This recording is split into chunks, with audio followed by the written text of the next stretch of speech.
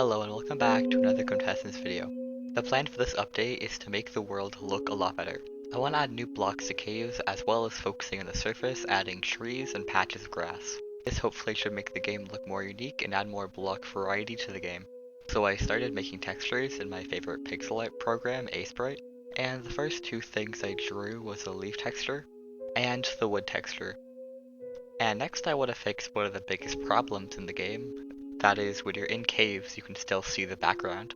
So then I drew a stone wall that will fill all the air blocks in caves. I also want to add two different types of stone to caves, being marble and slate.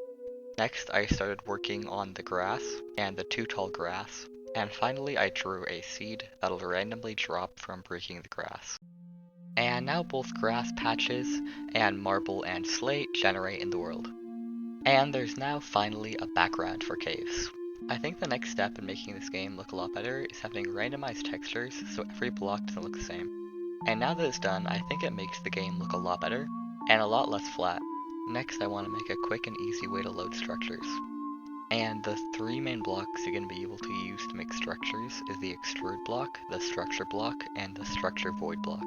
The structure block allows you to copy and paste builds in your world, and the extrude block allows you to place a random amount of blocks in a line, and the structure void block can be added to any block, and if the block is air, it'll default to that. And with these three blocks, you can make some simple structures like a basic tree. This tree was made by combining one structure named treetop, which is the end structure of a extrude block so the trees can be random heights. And then that extrude block is saved under the name tree. And then now when I use the structure block to load a structure named tree, it generates a tree with a random height. And then I exported this structure, and now this tree randomly generates throughout the world. And that's everything I wanted to do in this video. I think the world looks a lot better, and every world doesn't look exactly the same, and I'm pretty happy with how this update came out. And I hope to see you next week for another update video. See ya.